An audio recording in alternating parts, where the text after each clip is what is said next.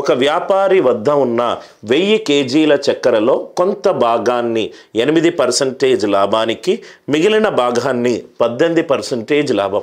Right. So మనకి ఇక్కడ concept ఏంటి సార్? కాన్సెప్ట్ ఏంటి?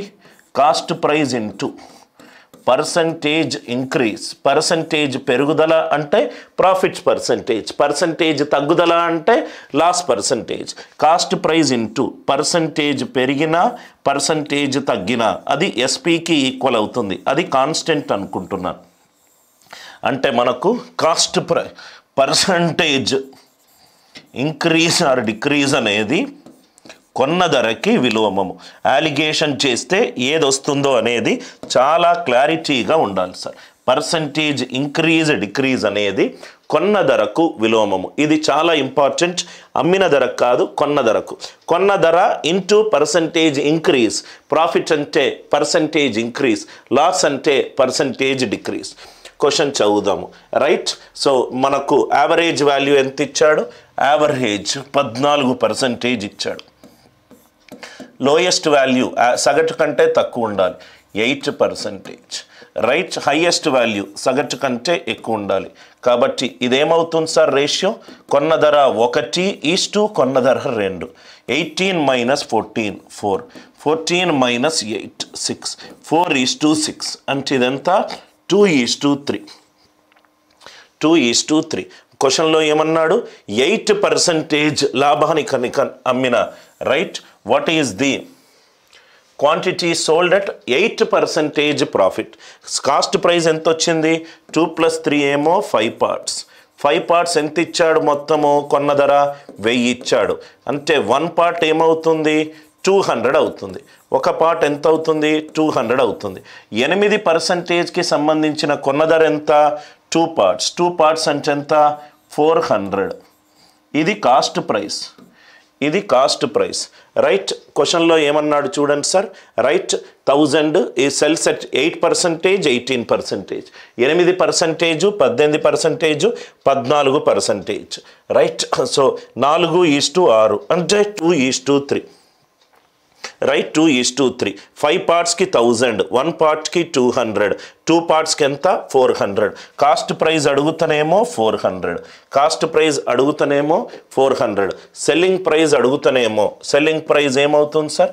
Selling price is cost price into right profit percentage. కాబట్టి ఇక్కడ క్వశ్చన్లో క్వాంటిటీ పర్చేజ్డ్ అని పెట్టుకోండి, కాస్ట్ ప్రైస్ అని పెట్టుకోండి, కొన్నారు అని పెట్టుకోండి, కొన్నారు. Right. So answer is 400. I hope the idea it is clear. 1 part is 200, 2 part is 400, 2 parts is 400. దీని కాస్ట్ ప్రైస్ 400, దీని కాస్ట్ ప్రైస్ 600. రైట్. మొదటి ప్రోడక్ట్ యొక్క కాస్ట్ ప్రైస్ 400, నెక్స్ట్ది 600. 400 మీద నాకు కాస్ట్ ప్రైస్ కావాలి అని అనుకుంటే ఆన్సర్ 400. 400 మీద నాకు సెల్లింగ్ ప్రైస్ కావాలనుకుంటే రైట్ ఏం చెయ్యాలి? సిపి ఇంటూ 1 + ప్రాఫిట్ పర్సంటేజ్ వేయాలి. 100 మీద 8 పెరిగింది, 400 మీద 72 పెరుగుతుంది. Are you all with me? Logic అందరికీ క్లియర్ అయింది కదా sir? I hope the logic it is clear. Profit పర్సంటేజ్ని మనము రైట్ అలిగేషన్ చేస్తే మనకి ఏ పర్సంటేజ్ వస్తుంది? కాస్ట్ ప్రైస్ పర్సంటేజ్ వస్తుంది.